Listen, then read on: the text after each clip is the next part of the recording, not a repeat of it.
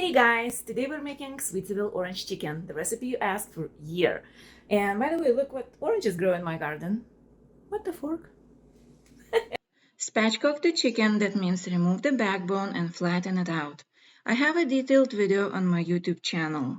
Pat dry very well with paper towels, transfer to a baking sheet. Mix butter with spices and cover the chicken from the both sides. Then take 2 lobs of spiced butter, approximately a tablespoon of each, and shovel under the breast skin. Zest 1 orange all over the chicken. Add at least half of orange per person on the tray cut side down. And then we had a power outage. Damn it! Usually I would cook in the oven at 375, but oh well, I grabbed a glass of my favorite wine and headed to my grill. Trying to save the power, I didn't finish filming as planned, but it turned out delicious anyway.